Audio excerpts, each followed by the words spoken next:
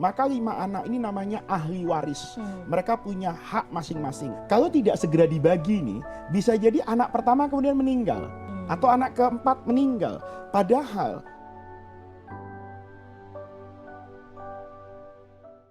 kalau bicara tentang batasan waktu tentu tidak ada secara nas, tetapi harta waris itu begitu yang punya itu meninggal, maka sebetulnya harta itu sudah berpindah tangan kan.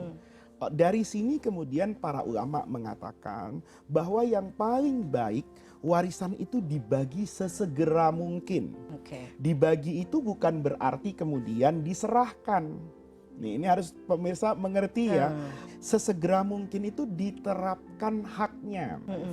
Ibu dapat berapa, anak laki pertama mana, anak laki kedua, dibagikan. Nah, begitu dibagi warisannya, masing-masing itu tahu haknya. Karena setelah orang tua meninggal misalnya, maka semua harta itu kan menjadi milik ahli waris secara kolektif kolegial loh. Ya, kolektif kolegial itu mereka punya hak yang sama di sana, kemudian diatur oleh agama bagian masing-masing. Kalau misalnya ahli warisnya kemudian mengambil uang dari kasir di toko yang punya almarhum bapak mereka, kalau kemudian tidak jelas persentase saham kepemilikan setelah diwariskan kepada anak keturunan, boleh jadi dia akan mengambil lebih besar dari haknya. Maka yang paling baik itu adalah duduk bersama. Ya, duduk bersama ini Mbak Eva penting banget. Bukan berarti sesaudara itu nggak saling percaya. Loh, bukan begitu, karena kita nggak tahu umur kan.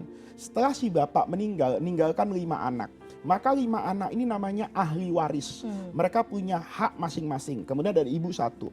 Kalau tidak segera dibagi nih, bisa jadi anak pertama kemudian meninggal atau anak keempat meninggal. Padahal mereka punya hak kan. Nanti statusnya ini paman, bibi sama ponakan. Nah, padahal ini tetap sama kekuatannya dengan bibi dan pamannya. Kenapa? Karena ayah atau ibu mereka ketika kakeknya meninggal ada kan. Nah, ini yang paling benar adalah dibagi. Nah, setelah dibagi dijelaskan. Kalau ada sawah yang lebar, sawah ini 10 hektar ya. Kakak yang pertama 2 hektar posisinya di sana.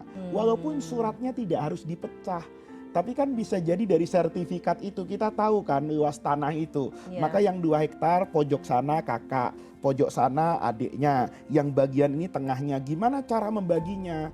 Kesepakatan. Kalau tidak sepakat diundi. Misalnya tadi berlima 10 hektar, ya dikocok aja. Yang keluar angka 1 ngambil 2 hektar di sebelah sana. Yang angka 2 hektar di sana. Ini mungkin setengah hektar karena tidak lurus bidangnya. Dan begitu seterusnya.